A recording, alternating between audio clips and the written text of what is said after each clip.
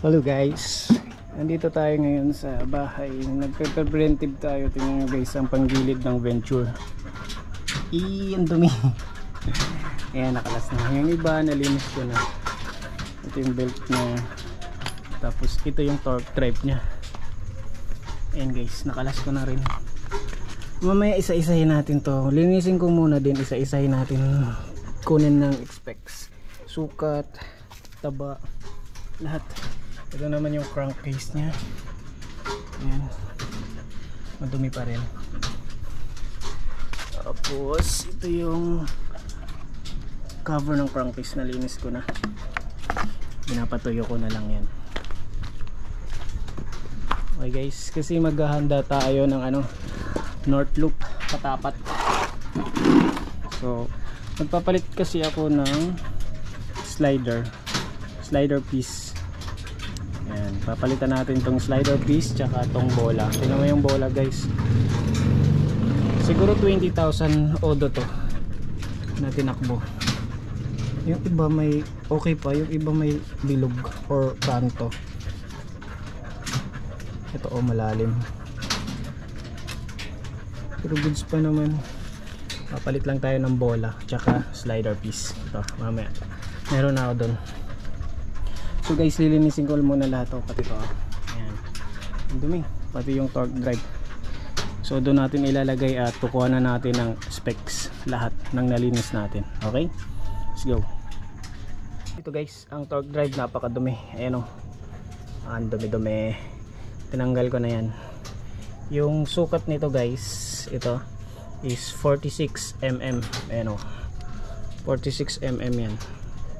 Ito na 46 mm. Baliktaran kasi ito 43. So 46 mm yan. Yan, 46 mm. Yan, siguro tatanggalin ba natin to? Or sige, try natin tanggalin to mamaya. Itong mga tawag nito, center spring tsaka clutch spring. Tanggalin natin, titingnan natin yung specs. Hiwalay-hiwalay natin yan. Yan, ito center spring nya. Guys, linis muna ako guys. Hello guys, nalinis na natin yung panggilid. Hindi siya masyadong malinis guys, no, kasi wala akong gas eh. Gas dapat pinanlinis lang, sabon lang kasi pinanlinis ko. So goods naman, okay na yan. Dapat gas para yung mga singit-singit matanggal. Wala kasi mabilan dito guys. So ito na yung parts niya guys. Sususukatin na natin. Unahin natin yung belt. Ito yung lumang belt guys. Ito yung code nya, 860 23.4 30F. Bando bribe, bando belt guys, yung brand nung stock. So ito naman yung kinabit natin belt. Same lang naman to guys. Hindi lang kita yung bando din to, kaso iba yung mas upgraded to, mas makapit to sa torque drive tsaka sa tawag nun, ply ball ba yung ply. Ito sa dito sa gilid kasi dalawa siyang ayan may ngipin-ngipin dito tsaka may ilalim, mas makapit to. Tsaka ito yung stock ko, tingnan mo, ngipin lang dito lang sa ilalim, sa ibabaw is medyo matigas, stock lang. So ito yung kinakakabit. Yan po ang unahin natin ang back plate. Ito yung back plate guys, sobrang solid pa rin. Ang odo ng motor natin is 32,000. So ipapalit natin yan, slider piece, kasi ang slider piece niyan is maluwag na. Ito sa, hindi ko na siya ikakabit, di ko na rin nilinis. Tsaka ito yung bola nya. Ayan, may mga bungi-bungi na rin. Ayan, nakita nyo naman tong bungi na to.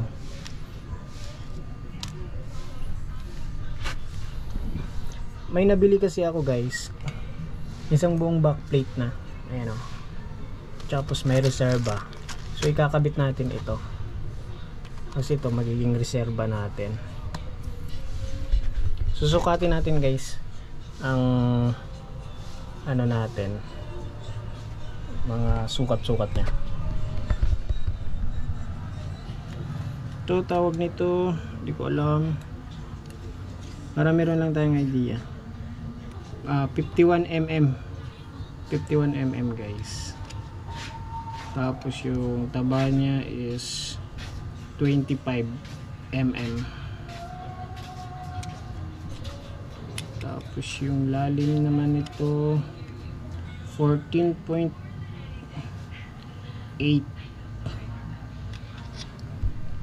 Yan guys. Sa poly naman, after ng ano, wala namang tama. Ayan o. After 32,000, yan pa rin, stock pa rin yan guys.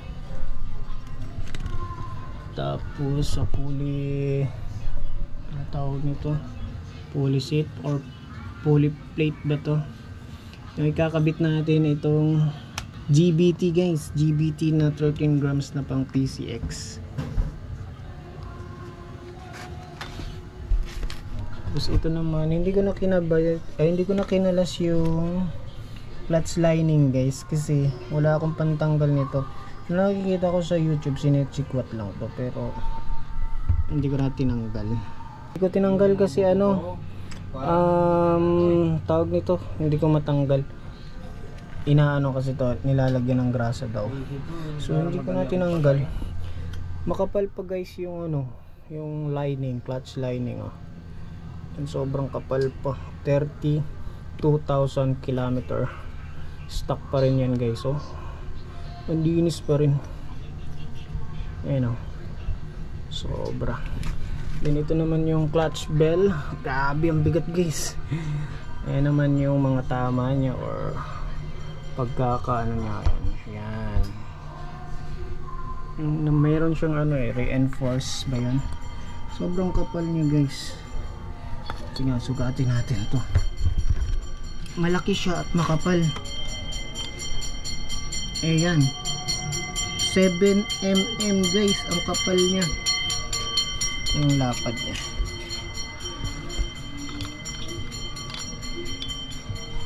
approximately 135mm. Okay, ang bigat niya guys, oh. Sobrang bigat niya, wala lang tayong timbangan. Tapos may pangalan siyang ano yan, HASG ba yan? Wala, hindi pa rin siya ano, hindi pa rin siya naging kulay talong. Ayan oh, parang wala rin nagbago. Hatch bell.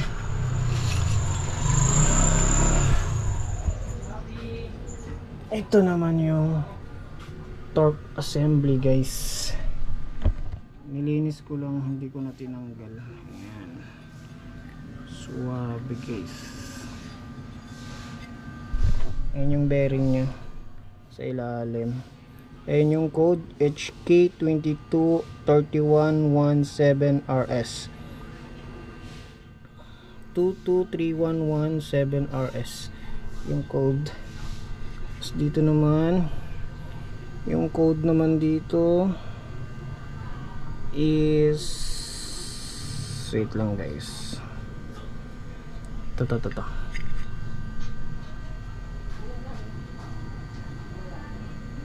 hindi ko makita guys eh.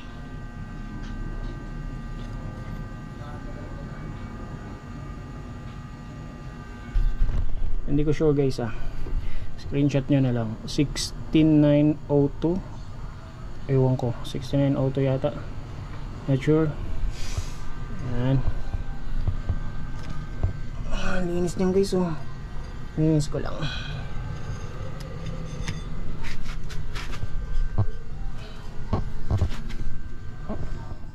Tapos ito naman yung lock nya, 46mm.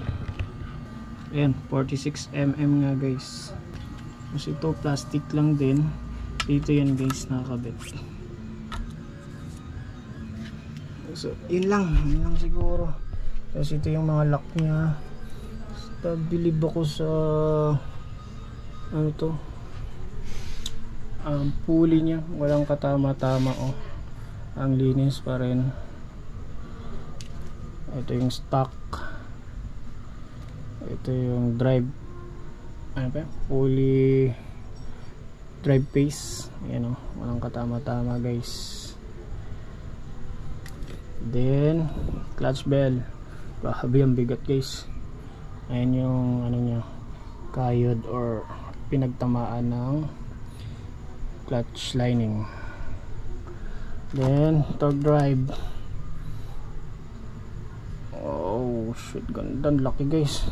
Kuhatin natin to guys. Ang laki.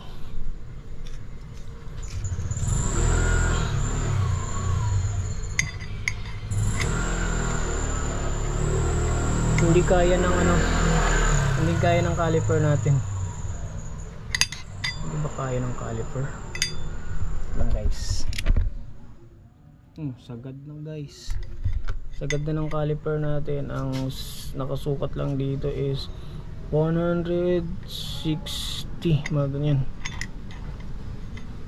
Hindi kaya isukat sa sobrang laki.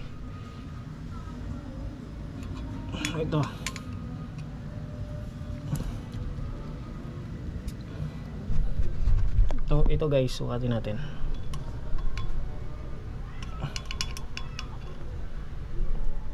Clutch bell 148 mm, kalaki. 148 mm guys. Clutch spring 95 mm, 95 mm. Tapos yung lalim niya o yung bilog niya is 56. Tapos yung taas niya 35 guys. Check natin to. 90, ano yun, wala na. 93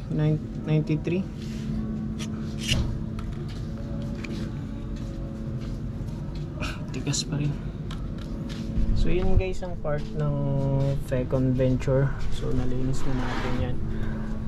Tsaka bubuuhin na natin ang mga parts yan. So let's assemble na tayo guys. Ito PCX. Ang sukat ng PCX is 15 by 20. Tapos 13 grams stock na sukat. So bubuuin ko muna guys ha. Nagpe-prepare kasi tayo para papunta tayo ng Patapat Bridge North Loop. Iikotin natin kasama si Venture. Okay guys, yun lang, gusto ko lang makuha ang detalye ng mga panggilid na to para kung sakaling ito magpapalit ako ng clutch spring, center spring, back plate, clutch lining, clutch spring, yan. Ito hindi pa natin nasukat to, sukatin natin. Wait lang guys, 127 yung laki. So dito tayo guys, sukatin natin to.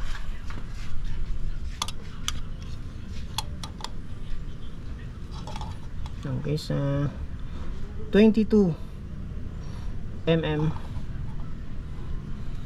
Ito naman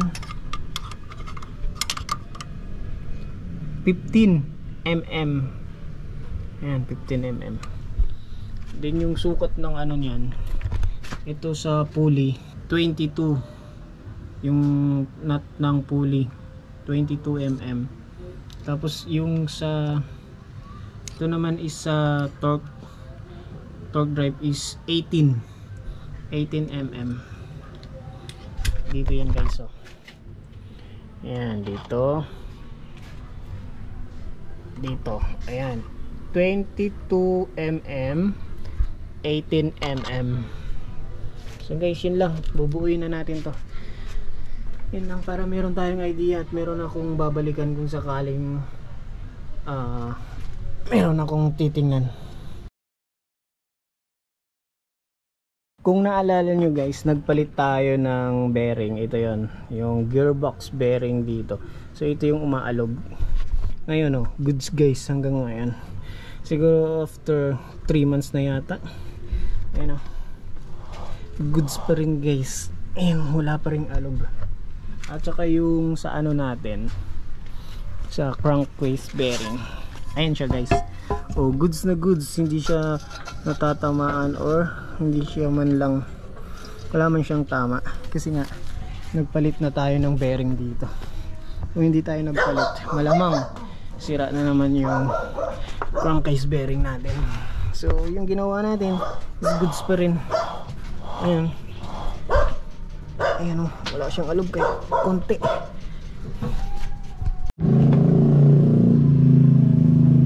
Straight 13 grams GBT.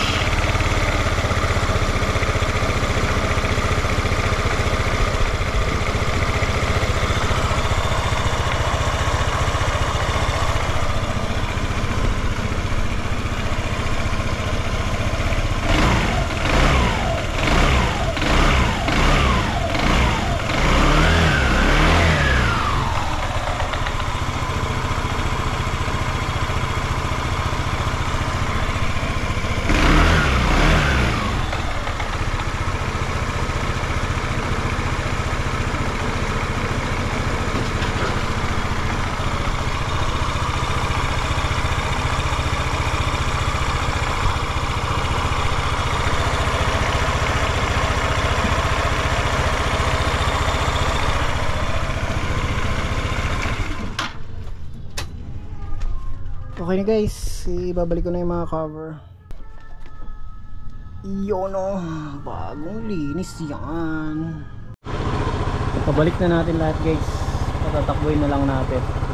Ito yung order niya guys, oh. 31,750.